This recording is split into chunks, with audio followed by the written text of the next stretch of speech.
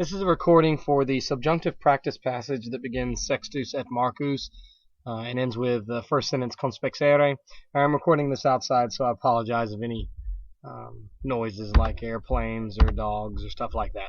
But nevertheless, Sextus et Marcus, that's our subject, and the verb is right below it, conspexere. It is a perfect verb, so they caught sight of a wolf in Silva in the woods. A wolf qui, who had devoured, devoravisset is a pluperfect subjunctive, who had often devoured, saipe homines. Devoravisset is of course subjunctive because it is telling us that it is not the specific man-killing wolf, but rather the kind of wolf. Sextus non dubitant. Sextus does not doubt, quin, that the wolf desires to devour him. Cupiat here is a subjunctive, present subjunctive from cupio cupere, because it is in a quin clause expressing doubt, introduced by that doubting verb dubitant. Cum sextus. Well, we see the cum, we look for the ablative, we don't see it. Sextus is nominative, and we look at the verb effugisset, and it is pluperfect, subjunctive, and then we see the tamen in the clause upon which it is dependent. So, although cum, Sextus had fled the danger, periculum, correndo. This is a gerund. It is not modifying anything, and it is the ablative of means, by the act of running. Calerius. IUS is going to indicate either a nominative or accusative neuter comparative, or all comparative adverbs, and it's an adverb here describing by running more quickly. Multo is the ablative showing the degree of difference. By much, we in English would idiomatically say much more quickly. Lupo, than the wolf. Than the wolf is the ablative of comparison. If you were to replace it with a quam, it would be quam lupus, because it is being compared to Sextus's running. So, although Sextus had fled the danger by running more quickly by much than the wolf, he ascended. He climbed, and that's a perfect tense because I know due to sequence of tense it is not going to be present, although the form would be exactly the same. Nevertheless, he climbed a very tall altissimum arboretum tree, so that, skiret, he would know, so that he might know. This clause, skiret, is your purpose clause, and purpose clause, so that he might know that lupum se laedere non posse. That is an indirect statement with lupum being the accusative subject and posse being your infinitive verb, so that he would know that the wolf was not able, laedere se, to harm him. Sextus Marco. Sextus says to Marcus, quid agamus? What should we do? Agamus is subjunctive, and thus it is showing a deliberation, hence the translation of should. We fear a giant liar. Ubi nos calamus, where should we hide? Celo celare, first conjugation, and the e of we fear a liar. Utinam, would that, or if only, the wolf never had come here. Venisset is another pluperfect subjunctive, and it is showing the impossible wish with utinam. Marcus, meanwhile, Marcus Interia, he petits. He looks for branches. He does so circumspiciendo. This is another gerund in the ablative. By looking around, diligenter, just a positive adverb, diligently, humi, which is locative case, on the ground, quibus, with which he may repel the wolf. Now, the humi here is in the locative case because cities, towns, small islands, and the words domus, rus, and humus, they are all going to be expressed using a locative to indicate location. Here, because it is a second declension singular, its locative looks just like a genitive. Likewise, repellat in the quibus lupum repellat, it is in the subjunctive because this is your relative clause that shows the purpose of the antecedent branches. It's not the kind of branches, but rather why he was looking for them. Continuing, Marcus se computavit. Marcus thought with himself. Let Sextus ascendat. Let him climb the tree. I'm translating that way because ascendat is a jussive subjunctive, thus it's showing somewhat of a command. And et ibi maneat, and let him stay there. Both ascendat and maneat are independent uses of the subjunctive in the present tense, and so therefore it is the jussive that we see here. Est ignavus, he is cowardly. Postea lupum repulserat.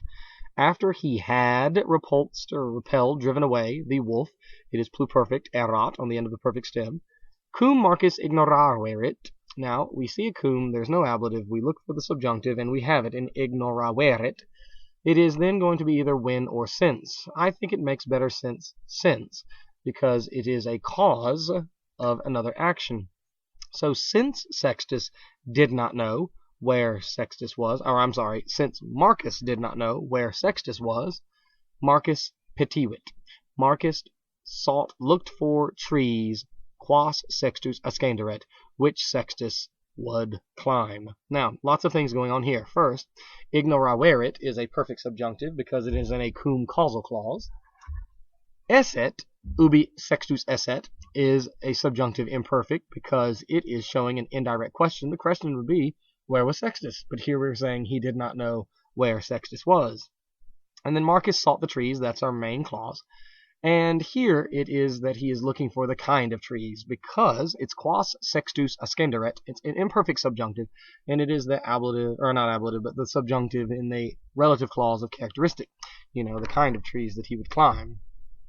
Cum Marcus arborum, that it be then inveniat. So when Marcus does find, inveniat is of course a present subjunctive because it's in a cum circumstantial clause. In which Sextus hides himself. Now, we are talking here, in qua Sextus seculat, about the specific tree, because kelat is an indicative, and therefore it is going to indicate that specific tree. So when he finds the specific tree in which Sextus hides himself, Marcus, and the verb that Marcus goes with is, of course, sentit, right below it. Marcus notices, he feels, and it introduces the indirect statement, arborum esse tam altam. He notices that the tree is so tall, ut variator. Ut variator, variator being a present subjunctive, is the, of course, ut result clause. That, as a result, he fears, nay, that Sextus may or will fall and may or will harm himself. Now, cadat and lidat, both being governed by the nay, those are, of course, two verbs in a fear clause. That fear clause, remember, you reverse the nay, and it is not translated that not, but rather that, because it is a fear clause. And again, you could translate cadat and lidat as will fall and will harm, because in sequence of tense, since we're in primary sequence, those verbs being present subjunctives were introduced by a present variator, and it indicates action either at the same time as the variator, may fall at the same time, may harm himself at the same time, or it could indicate action afterwards, will fall or will harm. Moving on to the next sentence, statum. Immediately Marcus encourages Sextus, that he descendat, that he climb down the tree, arborum quam celerime, as quickly as possible, and ne cadat, that he not fall. Here we have from to the descendat et cadat. These are, of course, indirect commands. Hortator, hortari, is a commandy word, and indeed it is going to then introduce the indirect command. The direct command would be don't fall and do not, or I should say don't fall and do climb down. Sextus arborum descendere vult. Sextus wants to climb down the tree, do modo, provided that the wolf has departed. Descecerit is a perfect subjunctive, and it is being governed by the demodo as a proviso clause. It's giving the provision of the other action, the wanting to climb down. Marcus inquit. Marcus says, may you climb down the tree, arborum descendas, and let us return home. Both descendas and rediamus are independent subjunctives, and so therefore they are the, of course, jussive subjunctive, and rediamus is known as the hortatory because it's first person, but they are giving the commands. It's the suggestion, may you do something, let us do something. And then he continues, cur in silva diutius moremur, why should we delay in the forest longer? And again, moremur is a subjunctive, moror, morari, delay, wait, stay. Now, next couple of sentences are difficult. Sextus in ramos fortimos pedibus ponendis diligenter arborum descendit.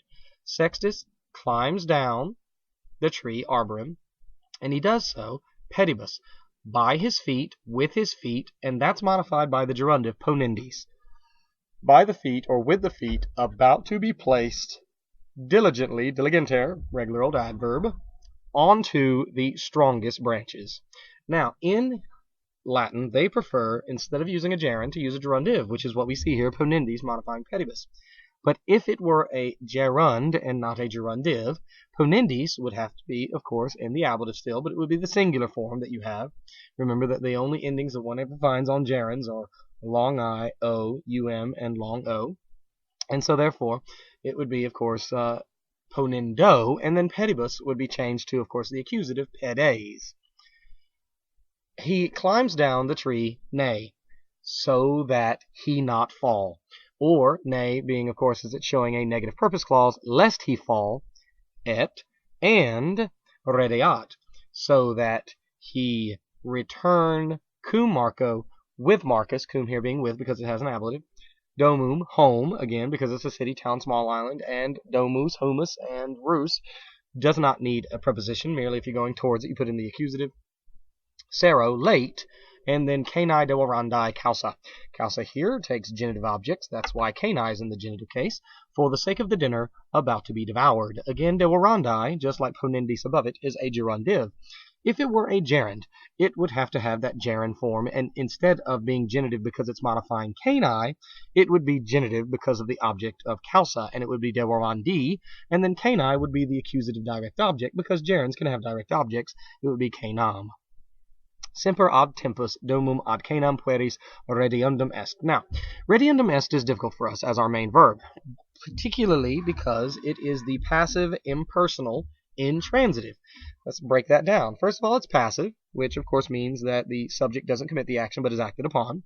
Impersonal because the subject is really going to be the ambiguous it, not a particular person, I, you, or he or she, or we or y'all or they, but rather it.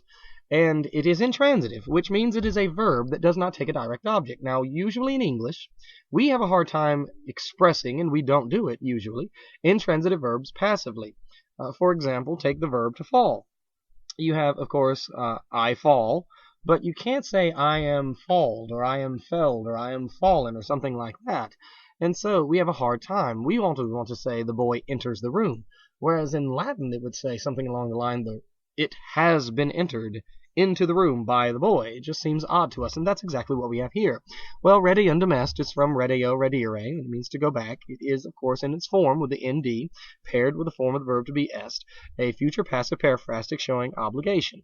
Now, usually when you have a passive verb, the passive verb can have the agent, which will be in the ablative with an a or an ob. But if it's a future passive periphrastic, its agency is going to be expressed by the dative, and that's what you have with pueris. So, always, it must be returned, it must be gone back by the boys, pueris, ad tempus, on time, domum, to home, ad canam, either to dinner, or, again, ad can also mean for the purpose of, and you can then say for the purpose of dinner. And that concludes the passage. Hopefully it is of benefit to you. Good luck.